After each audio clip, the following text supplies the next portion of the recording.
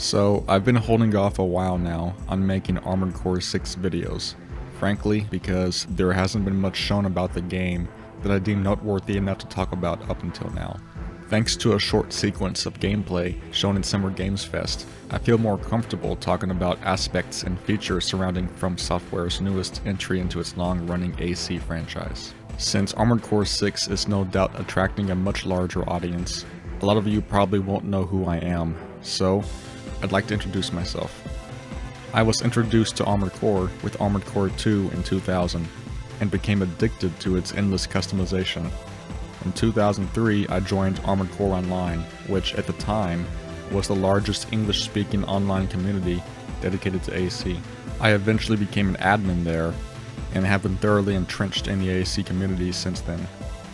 In 2005, I started playing Armored Core Last Raven over Kai, which was a LAN tunneling software that enabled us to play multiplayer online, and have been playing Last Raven online multiplayer off and on over the past 18 years. I've been a long-time fan of From Software's Souls series as well.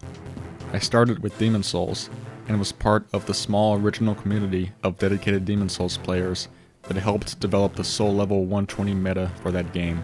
That same Level 120 meta eventually carried through to Dark Souls as well. With the plethora of Souls games to play over the past decade, I wasn't really left yearning for a new AC game to come out, but I was so overjoyous I became teary-eyed when I saw the AC 6 teaser late last year.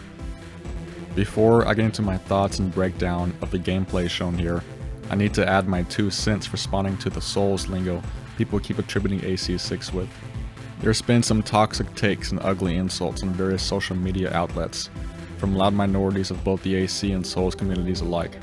In particular, some AC veterans are quick to dismiss AC 6 as incorporating too many Souls-like features. But not just that, it seems quite a lot of people are using the term Souls-like mechanics when describing AC 6. Hell, even VaatiVidya can't seem to put down the Souls talk, as his opening dialogue in his AC 6 video centers around the question on if we see Armored Core or Souls when watching the gameplay.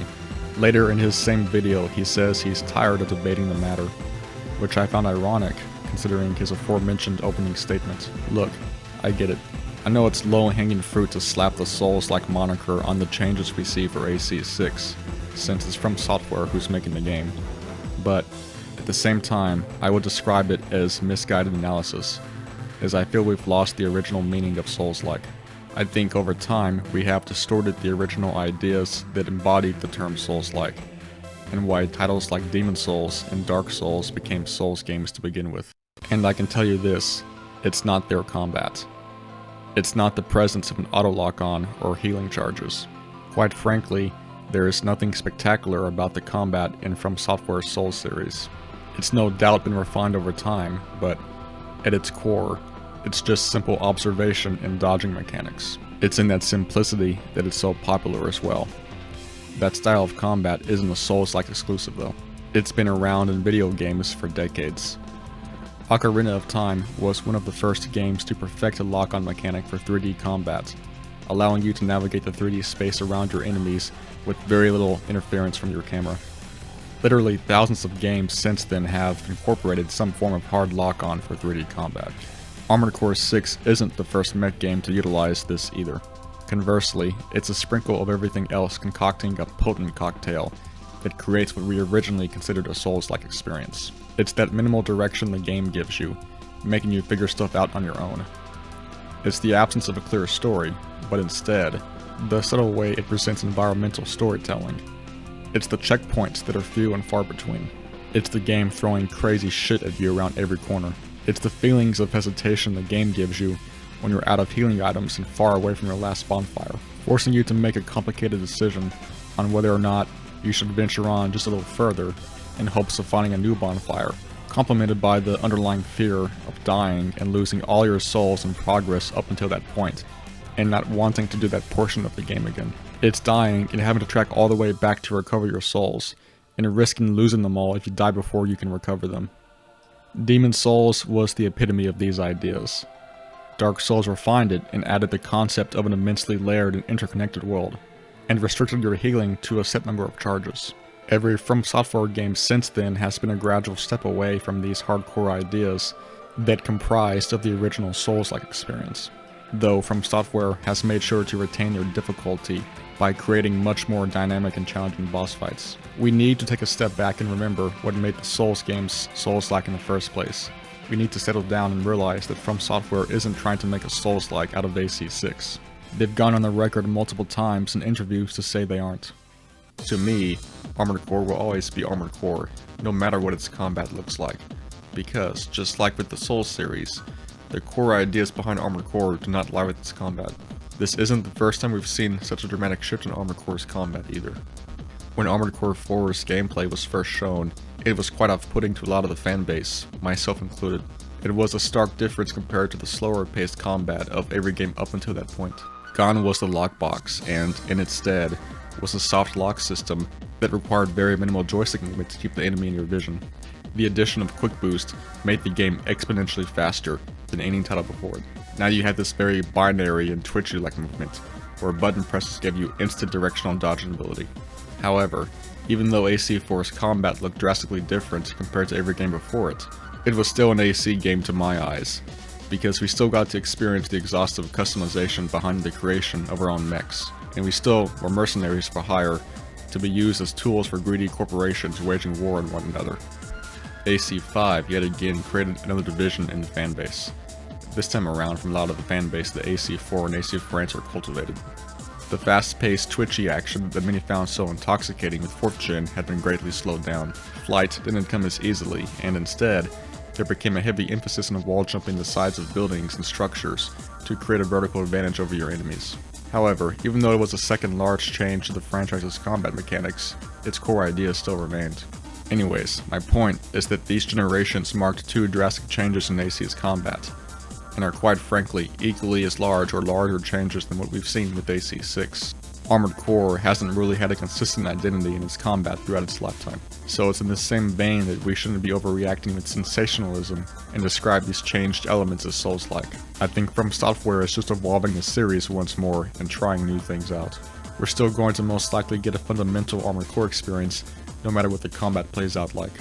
I can draw a parallel here to another beloved series of mine, that being the Final Fantasy series. Final Fantasy's combat has been turn-based with random enemy encounters for most of its history, and took gradual steps to become in real-time and eventually full-blown action RPG with Final Fantasy XVI. 16 is also currently experiencing some controversy around it, where people are debating just how Final Fantasy it is. The changes in its combat definitely make for a different kind of experience playing the game, but ironically I feel that 16 has been the most Final Fantasy feeling game since I originally played 4 back in the 90s when I was only 10 years old.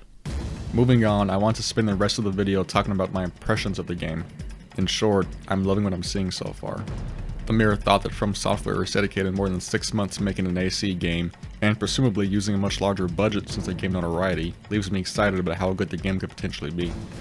The environments we've seen so far look massive and beautifully detailed. This is a far cry from any AC game we've had in the past, where most environments ended up being a series of repeating underground corridors or very large, empty expanses. The ACs themselves are so detailed and intricate, and are finally starting to look like the mechanical titans I envisioned as a kid. Hopefully with the addition of the repair kits, From Software will be given the creative freedom to craft dangerous enemies that have the ability to kill you if you aren't on top of your piloting. Missions in every single Armored Core game have mostly been games of attrition, where very weak enemies are sprinkled throughout the environments, and are designed to whittle down your AP in small fragments over time. They're usually either stationary turrets, or throwaway mobs that move around so little that it creates for boring encounters. While this style of attrition can create the potential for very intense final stretches of missions where you're running low on AP, it doesn't make for the most engaging of gameplay. Giving your AC the ability to replenish its health pool allows for the placement of much more challenging and dynamic enemies throughout missions that can potentially kill you, keeping your pulse elevated at any given time. Moreover, you're still left with that same feeling of tension and attrition towards the end of the missions if you find yourself out of repair kits as well. This is probably the most soulsy of the changes I've seen so far in AC6, and quite frankly, I think it should be one of the least controversial, as it paves the way for much more opportunity in enemy design, which has always been one of AC's biggest weaknesses. The movement of AC6 seems to be an amalgamation of 4th and 5th generations, with a pace that's somewhere between 3rd and 5th generations. We still got the instantaneous dodging ability of quick boosting, and from a single player perspective, I don't mind this at all. If new enemy designs call for a much more robust and twitchy movement system, I trust in From Software to deliver a style of movement that appropriately meshes with it.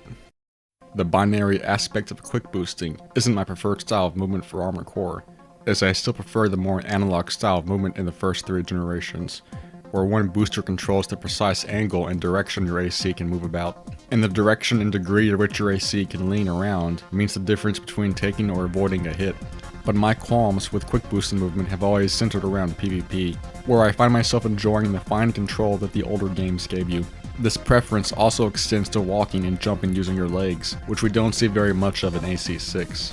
Instead of actually animating their legs, we see AC skating along the ground, which was something I never really liked with AC4. Sometimes AC movement in old AC PvP could be described as a graceful dance.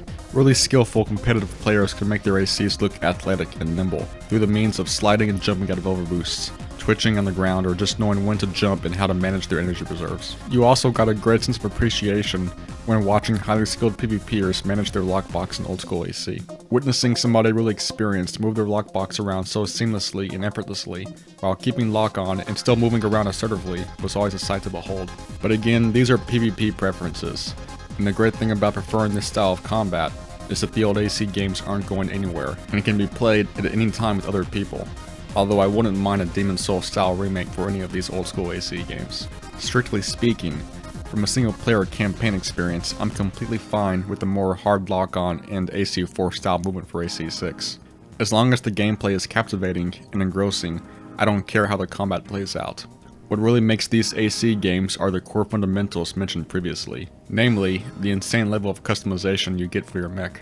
Speaking of customization, I'm really digging the possibilities we're going to get with the ability to bind your 4 weapons to the shoulders of the controller. Given the sheer number of weapons prior AC games had, you could exponentially create so many more combinations and combat tactics by merely adding a gun to your left arm to pair with your right hand gun. Giving the ability to let you create a combination of 4 weapons altogether gives us a near limitless amount of possibilities. Of all the controversial changes AC4 made when it came out, I actually found the ability to use cannons while on the move, no matter your leg type, quite agreeable. Up until that point, bipeds were relegated to pretty much using only missile launchers as back weapons, completely ruining the fundamental principle behind Armored Core's deep customization. Opening the door to more types of available back weapons helps create diverse gameplay, and by that same token, having a combination of 4 weapons of our choosing to be deployed at any time we want will give us a level of dynamism that we've never seen before in any AC game before this.